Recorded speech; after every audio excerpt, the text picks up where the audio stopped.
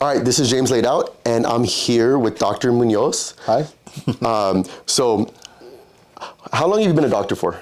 Probably a little over 20 years. So, what made you decide to become a doctor? You know, it's just taking care of the Hispanic community. When I was growing up, not a lot of Hispanic doctors, so one of the biggest things was to come back to El Paso and be more part of the Hispanic community, take care of the health care of, the average abuelo, abuelita, tío, tía. Okay. What problems do you see these people have? Really, it's about diet, exercise, irregular hormones, insulin resistance, not really taking care of their diet in a sense that there's a lot of processed foods and ultra-processed foods that they eat. What would you say is more dangerous to the El Paso population? High cholesterol or high insulin levels? I would say at the younger population, higher insulin levels. At the older population, over 65, I would say high cholesterol because of risk of heart disease. And do you see that correlation with heart disease and insulin as well? Yes, and that's been well known. So what advice would you give if someone was just going to go and try to get their diet on point? What would be better for them to manipulate their carbs first or their cholesterol? That's a good question. I think manipulating carbs would be a little bit better on the one end because it's more immediate effect versus cholesterol. It takes a little bit of time for the cholesterol numbers to come down.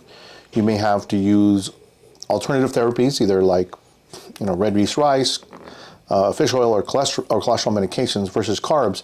Diet, exercise are the things you immediately can do. Yeah. And I think that's what people do is they just need to start. And a lot of people, it's hard to start. And I think sometimes we overwhelm people like you got to do all these things and they can't reach their goals. So what kind of treatments do you offer to your patients? Here at Biometrics and/or MDVIP, we have two different forms of therapy. One is hormone therapy, testosterone, estrogen. We also offer different IVs, NAD, vitamin C, immune therapy, boosters, B12. And on the MDVIP side, we offer all the family practice primary care services that most family doctors do. The difference is with the concierge practice, or not a concierge practice, stop, can we take that part out? Yeah. Okay. Problem with MDVIP, it's a membership program that a patient gets a comprehensive physical and lab work that is geared towards preventing heart disease. Okay, and how long does an evaluation take with one patient? About an hour. So, and how long would is a normal time that a doctor gets that's not concierge? Unfortunately, the previous practice that I had, we would spend maybe 5 to 7 minutes per patient because the patient load, and we were trying to be conscious of patients not waiting in the exam room too long. Here with MDVIP, each patient visit is anywhere from 45 minutes to an hour. Okay, and I think you can actually see the results and you can get a lot more detail. And I've noticed they can ask a lot of in-depth questions and you're not rushed. We're not rushed, and then we can cover multiple subjects. Sometimes in a traditional medical practice, you would have to cover maybe 1 or 2 subjects. In this particular case, we're talking about insulin resistance.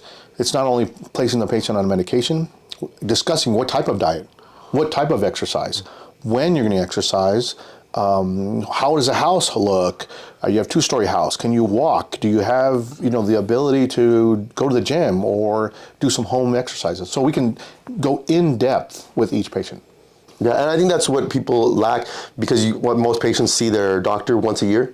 Once a year. And then the availability of you with this concierge service? Anytime, 24/7. Patients have my cell phone number. They can call me at their convenience. One of the good things about MDVIP, if they're out of town, they can call me. If also with MDVIP, if a patient is ill and we cannot take care of them if they're outside the city, they can see a physician through the MDVIP program. Okay. So, and I think that's one of the things is a lot of people wait and they're like, all right, I'll wait till I come back home or I'll wait till, right. And then the one small little problem that could probably been fixed with like high blood pressure medication turns into a stroke. It could, exactly. I think people think sometimes, a lot of times I see people come into the hospital and it's just like, oh, they look okay. And then they're in the ICU 24 hours later. That's absolutely And right. it's like, oh, they've had this problem for 2 months. And they're like, oh, I couldn't get I think now with the doctor shortage, it's really hard to get an appointment with doctors. Right. Well, there was a study done, I think, 2020, 2021. It's a little older study.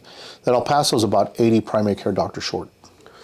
So we really need the primary care setting.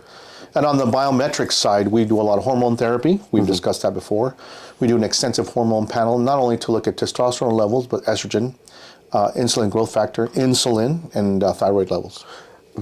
And so one of the things I've noticed, you do check fasting and insulin levels. Yes, we do. Now, what is the importance of checking fasting and insulin levels? It is kind of a baseline sugar level to see what your body, how your body processes sugar. When you eat something, the body has to, process it, get rid of it. Fasting is at your baseline, what the most minimal blood sugar level is at your body at rest. So I notice a lot of doctors are scared to prescribe testosterone. What is the reasoning on this? The reasoning is this: number one, you have to have some definitely education. You have to have some experience, and testosterone, at the end of the day, is a want. It's not a need. I mean, there are certain medical diseases that do require testosterone therapy, and those are well documented. It's a handful of therapies, but for the average citizen or patient, testosterone is a want. So you have to be able to prescribe testosterone in a very safe level, not to exceed expectation, not to, if you take that part out, prescribe testosterone so as the patient does not get harmed, because it is truly a want, not a need for about 80% of the population. I had heard that the testosterone level is 300 to 1,000. Now, that's just off the basis of the United States and what people are testing at. Now, have you ever met someone has a testosterone range of 800 that feels like crap? Yes, and then in that case, we have to make sure it's not a thyroid issue, any mental issues, emotional issues, depression, anxiety, vitamin deficiencies, heart disease. So there's many other reasons. I've also had patients whose testosterone are in the 300s and they feel great. It is almost patient dependent on the testosterone level. And then I've heard studies where 600 milligrams of testosterone supplement per week has shown beneficial with very little side effects when you manage the estrogen conversion and the DHT conversion. Right, you have to manage those. You have to manage those very carefully. You have to watch it very carefully. But once again, the general population has to understand testosterone is something that can enhance your life for most patients. A true need like a diabetic medication or cardiac medication, not so much. But when a doctor has spent plenty of time in the hormone realm, all the little pitfalls you are aware of, you truly try to manage. And this is what we do with MDVIP. We get labs every 3 months, sometimes every 6 months, the patient's stable. The patients see the nurse practitioner or myself for about 30 minutes, and we do not make any increase in medication unless it is very appropriate and no potential damage to the patient. Okay. What do you think of the people using prescription Anavar prescribed by their doctor? It is difficult to answer that question because, Anavar currently, I think, is not FDA approved right now. Okay. So it's an individual basis question per patient. We have seen some abnormal liver enzymes with Anavar. But Anavar does improve muscle and mass. And it's used a lot, in burn victims? Wheeling? That I do not know. Okay. That I do not know. And then what is your thoughts on growth hormone? Whew. That's always the age-old question. Some people really love it, some people don't. Some doctors have a hard time with it, some doctors don't. In a very specialized population, I think human growth hormone has been excellent for some of our older patients. Do I think it's a little overly used? Yes. But here, once again, we screen the appropriate patient and we look to make sure that they are truly, truly right for it. Unfortunately, we've had some patients come straight in asking for HGH. We do not do that. We do not use HGH unless the labs and the appropriate patient population is eligible, plain and simple. Now, is there a particular population or disease process that see better results from using human growth hormone? Like older guys? Like hyperinsulinemia, have you noticed that correlation? No, I haven't. That's something interesting. So the higher your insulin levels are, the lower your growth hormone is because they're opposites. So people that have higher insulin levels, or say someone who's taking Lantus, which is a longer lasting insulin, it's going to affect their, which should theoretically affect the release of growth hormone because they're high insulin levels. That makes sense. That makes sense. And then also, most people in El Paso are in a high carb diet. The amount of diabetes in El Paso is kind of crazy right now. Yes, and I know some physicians who have done low levels of HGH to treat high insulin. I wasn't really sure why, but I appreciate the information. Because for us, HGH is more for mass. We don't treat high insulins on that. Normally, once again, when it comes to the biometric side, we like to make sure we correlate with their primary care physician to look at the other medical illnesses. Yeah, I think it was just an underused thing, and it's a little bit safer when it comes to side effects than testosterone for certain people, especially if they have that risk for prostate cancer. Yes, that's absolutely true. Absolutely true. So, if someone doesn't want to take that medication or they want to stay fertile, human growth hormone is that thing to be like, okay, it's not going to really affect your fertility, but once they start on TRT, it's like you might have that risk of not being fertile. Now, one of the things I like about HGH in the older population is some men, that's all they need. They don't need testosterone. They don't need HCG. They don't need Clomid, which is used here and there. So in the older population, we've had some gentlemen that are in great shape with HGH alone. Yeah. And do you prescribe HCG? Yes, we do. I know it's controversial at times, but for the most part, we use it partially as a fat burner, which seems to has helped in our population here in El Paso. And then, for the lack of a better term, shrinkage. So it's been helpful in those two areas, even though there is some controversy of using HGC in this particular fashion. What do you mean? What is the controversy with this? Some people feel it absolutely does nothing. Oh, okay. So absolutely does nothing. In my mind, what we've seen with some patients with HGC, I've had some patients on HGC by itself. We've had some natural increase in testosterone. So for our population, we seem to have been relatively successful. Yeah, I mean, I've heard of the HCG diet, and I think that's a good thing. I mean, I have my cow background, and we cut off the balls of the cows so that the way they can grow bigger. So if you cut the cows off of the balls of a cow, they'll grow bigger. But that's also our metabolism. It takes a lot of energy to make sperm, so I could see why it loses weight. Okay. What other anti-medication do you find helps out your population as well? What do you mean anti-medication? No, I'm sorry. What kind of medications do you see that I didn't bring up that are really helpful that most doctors won't prescribe? Oh, they won't prescribe. For the most part, we're a primary care clinic. We have to follow all the guidelines of primary family medicine. We don't go out much outside of that. I mean, metformin is one. I know that is well prescribed. Now, some of the GLP and GIP ones, that's the rage that's being used quite a bit for weight loss. Even the oral GLP Rybelsus.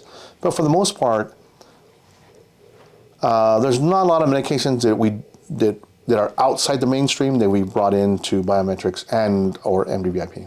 Okay. And then on your other side, the biometric side, how well has NAD been working for your clients? Relatively well. We've gotten more success with the IV version of NAD. Okay. The injection seems to be shorter. The pill, we're not getting a lot of good feedback on the pill. But the IV form seems to be working pretty well. It's a new, mitochondrial regenerator. And it's been quite helpful for some of those folks. And for a lot of people that don't understand is when you use a lot of sugar as an energy source, you're going to cause mitochondrial damage. That's why NAD is shown to help out, and the new super drug. Now, NAD IV infusions are very time consuming, correct? Yes, it depends on the dose. So ours is about an hour and a half because we use a lower dose. There are some physicians here in town that do functional medicine, and it takes several hours to push that in. So what is your dosage that you're running? You would ask me that, and I'm not 100% sure. Okay, we can edit that out. Yeah. Let's edit that out. Yeah, because Adrian has all the dosing. Oh, okay. I was just I was trying to figure it out. I just been doing the shots, the NAD shots. Yeah. But I don't want to mess with the. Yeah. Okay. So what are the side effects of running NAD too fast? My understanding is flushing, nausea, dizziness. Those are the big ones. And I've heard of some hypotensive episodes. Oh, okay. Yeah. So just if you're going to get NAD, make sure you do it with someone that has the background on how to compensate some of those. Right. And if you're going to do the higher dosing NAD, I would probably find a functional medicine physician who is certified in functional medicine. And would you recommend them taking Zofran before doing this treatment? For our population, we don't need that. Okay. So once again, that'd be outside our realm because we don't use the higher end dosing. But for where we're at, our dosings are not strong enough to induce those symptoms. Have you heard of any of when having a bad reaction with an hour and a half with the dosages you're doing? Not at all, zero. Okay, cool. We actually get a little bit more flushing and nausea with vitamin C. Okay. IV. Yeah, I've heard of like mega dosing vitamin C, and now that there's a new study that they're going to start using vitamin C in conjunction with chemotherapy. As an antioxidant. Yeah. But the current dosing right now is anywhere from 60 to 90 grams of IV in the IV, and that's a lot. We don't mix that here. It's I would probably have to go to someone would have to go to an infusion clinic. But yes, sir, we have seen that study. Yeah. So you said you see more complications with people taking vitamin C here, right? No, I'm saying that we've had about maybe 1 or 2 patients who've had a little bit of flushing with vitamin C IV infusions, but in comparison to NAD, we've had 0. Oh, okay, so NAD in this particular setting is probably probably the best one. Okay, cool. What results has the NAD supplement in IV given your clients?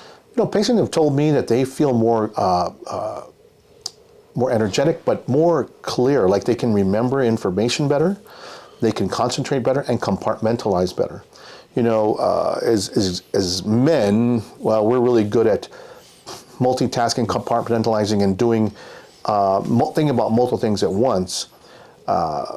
And as we get older, sometimes we forget things here and there. But NAD has been, what we've been told, has been really helpful in that particular case.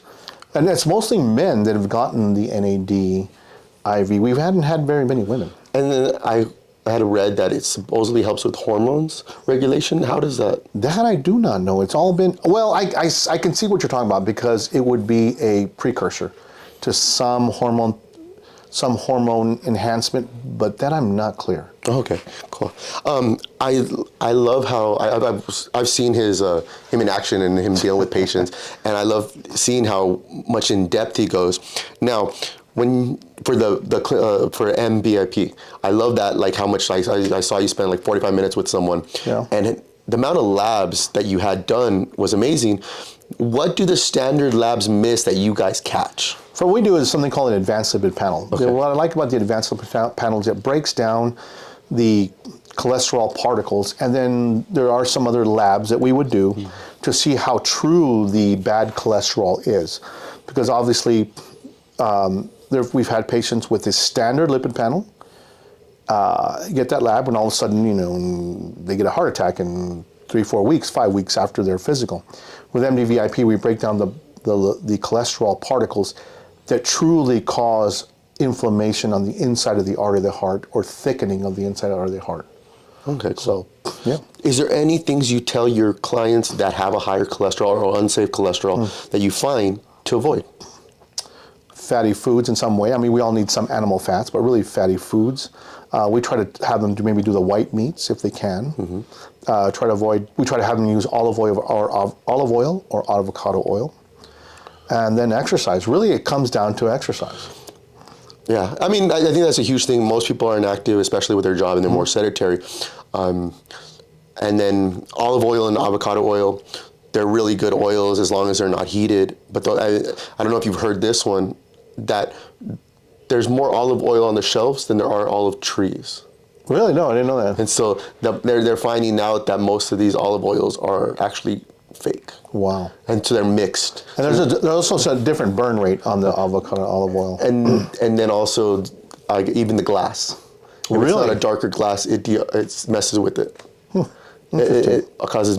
That's why canola oil is so unhealthy, because it sits on the shelf. It's plastic. It's clear. Yeah. And if you look at real expensive olive oil, what is it in?